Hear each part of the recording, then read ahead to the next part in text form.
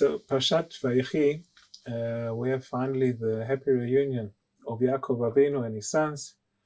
And Yaakov really, it's the first time he gets some nachas from all his children for a certain period of time. And then before his deathbed, he gathers in all his children.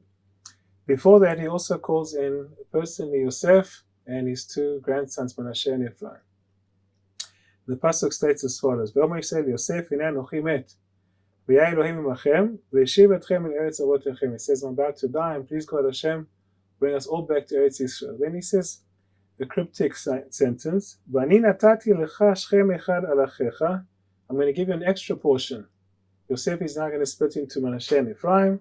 "Asher lakachti miyad ha'emori," which I took from the Amorites, "b'charbi u'b'kashti," which I took with my sword and with my arrow, with my bow and arrow.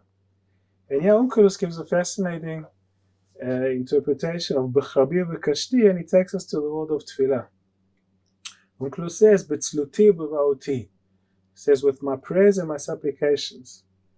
And here the Meshech Chochmah, Rabbi Simcha from Dvinsk in the 19th century, he brings a fascinating insight with regards to our tefillot in general. And he says that the connection between the sword and the arrow and tzluti and ba'oti is that really a person has got two types of tefillot. We have a tefillah of the sword, which he says is a tefillah, is our daily routine, constant tefillot.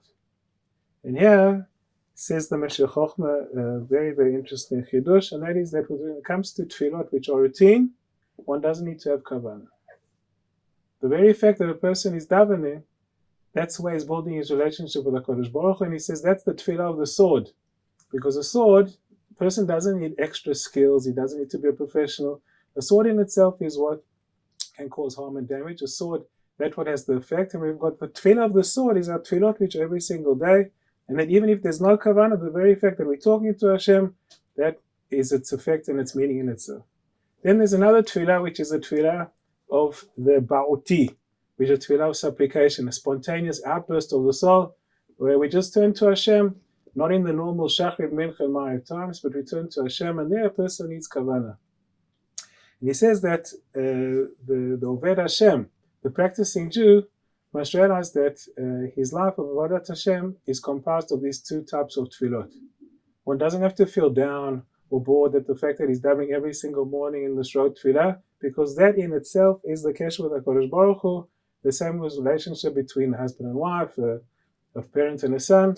The very fact that you're living together, that you're working on a relationship, doesn't have to always have that chidush, doesn't have to have that kavanah. That is what in itself is Avodat Hashem, and that's an integral part of Avodat Hashem.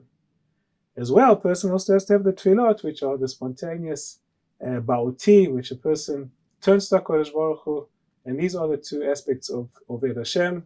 Both of them are integral, both of them are critical, and our prayer is that HaKadosh Baruch Hu be shomea tefillat kol amcha Yisrael b'rachamim.